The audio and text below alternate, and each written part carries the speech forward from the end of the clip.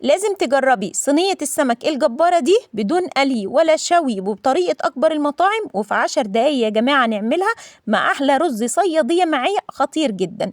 أول حاجة معايا عندي هنا 3 سمكات من البلطي، دي حجمها كبير يا جماعة ما شاء الله. أنا غسلاها كويس جدا ومنضفاها زي ما حضراتكم كده شايفين، ومصفياها من أي مية معايا. بمسك بقى السمكة كده من الجناب، بقطعها كده، بعمل لها شرائح كده من كل جنب.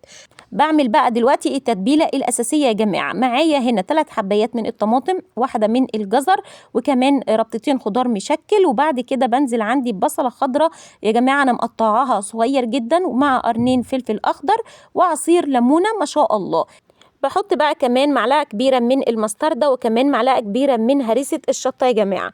بحط بقى بهاراتي أي حاجة، معلقة صغيرة الفلفل الأسمر والكمون وكمان البابريكا والكركم، وكمان معلقة صغيرة كاملة من الملح وبهارات السمك. وبزود عندي رشة كده من الخل يا جماعة، وافرم كل الخضار الجميل ده معايا في الكبة، وبنزله دلوقتي علشان هنحشي دلوقتي أحلى سمك معايا اللهم بارك زي ما حضراتكم كده شايفين. وازود عندي على التتبيلة شوية من الزيت يا جماعة واقلبهم. ودلوقتي بقى هنحشي احلى 3 سمكات معايا خطيرة جدا.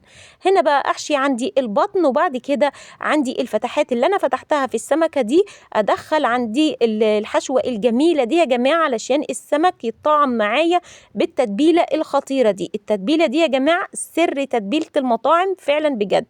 بحط عندي بقى هنا في الصينية حبيتين من الطماطم، وكمان 3 حبايات من البطاطس، وحبيتين كبار من البصل، مع حبيتين من الجزر يا جماعة، وقرن فلفل حراق، وكمان قشر الليمون اللي احنا عصرناها قبل كده في الكبة. بروح بقى حاطة مع شوية من الملح، وكمان شوية كده من الكمون، وانزل بباقي التتبيلة الخطيرة دي معايا.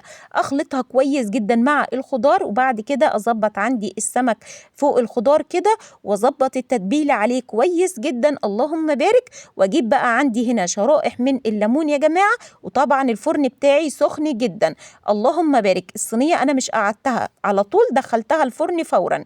بعد كده بروح جايبة عندي مية مغلية يا جماعة، لازم المية تكون مغلية. وبعد كده اروح نازله عندي بالميه المغليه في الصينيه بالشكل ده. انا مش غطيت الصينيه بالفويل ولا اي حاجه، ودخلتها الفرن زي ما هي كده. الرز الصياديه يا جماعه بحمر البصله، لازم تتحروق معايا كويس جدا في الزيت مع رشه من الكمون والكركم يا جماعه. وبعد كده بنزل عندي بعقد الميه، اول ما تغلي معايا بظبط معلقه من الملح، وبعد كده انزل عندي بالرز المصري تماما زي ما حضراتكم كده شايفين، مغسول ومتصفي كويس جدا. وادي يا جماعه علشان اعرف معيار الميه مظبوط لازم تحطي المعلقه كده ثبتت، يبقى المعيار بتاعك مظبوط. هنا بقى اول ما الرز يتشرب معاكي بالشكل ده بتهدي عليه النار تماما. وادي بقى صينيه السمك استوت معايا وبقت خطيره جدا، وكمان الرز استوى معايا بكل سهوله. شايفين يا جماعه احلى رز يا جماعه اللهم بارك. فعلا هي صينيه جباره جدا واحلى من المطاعم بمليون مره. وانسي بقى اي طريقه تانية تعمليها اللهم بارك. أتمنى حضراتكم تجربوها وبألف هنا وشفا، والسلام عليكم ورحمة الله وبركاته.